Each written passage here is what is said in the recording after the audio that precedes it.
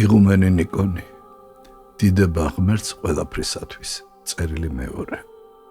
მივიღე თქვენგან მოკლე, მჭუნვარე ბარათი, რად მწუხარე ხარ, ჩემო საყვარელო. რაცა გვაქვს, ისა გვაქვს, ჩვენს შიგნითაც, საკუთარ თავში და გარეთაც. სულ ერთია ცოტათი უკეთ თუ ცოტათი უარესად.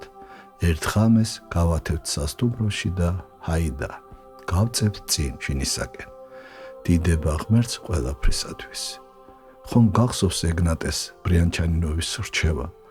მუდამ ეს ფრაზა იმეორეთ, დიდება ღმერთს ყველაფრისათვის. თავიდან შეიძლება დიდი ძალდატანება მოგიხდეთ საკუთარ თავზე. მერე კი გული გაგითბებათ და საქმეც გაგეადვილდებათ.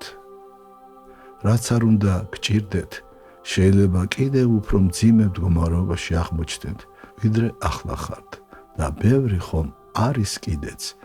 სულ მუდამ შემოდგომა ხომ არ დგას, გაზაფხულიც მოდის და რაც მთავარია, ყველანი მოკუდებით და ყველა სიმძიმილი დაგვავიწყდება.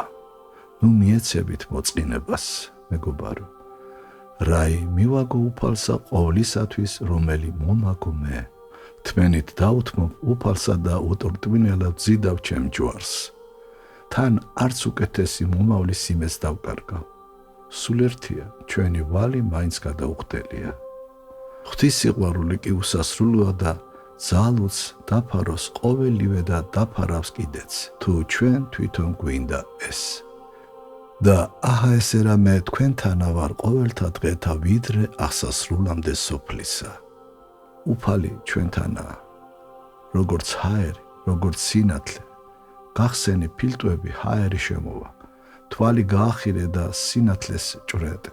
რამე თუ უღელი ჩემი ტკბილ არს და ტვირთი ჩემი მსუბუქ არს, თუმცა ცოტა კი უნდა მოითმინო. სიყვარული მუდამ უკეთეს ხდის სიყვარულის საგანს. დღევანდელ პირობებში თითქმის შეუძლებელია მოვლენათა მსვლელობის შეცვლა, ადამიანების გადაკეთება.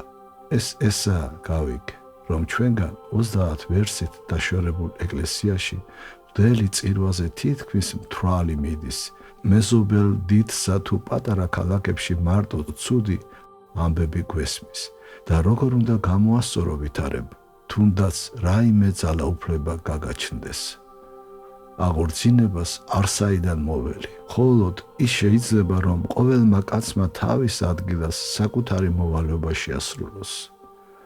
გულწრფელად მინდა, რომ ჩემს ადგილას ვიჯდე და ჩემს პატარა საჭირო საქმეს ვაკეთებდე. სხვაგვარად მხოლოდ მწუხარებებს მოუტან საკუთარ თავსა და ვინ იცის იქნებ სხვებსაც. 1945 წლის 5 დეკემბერი.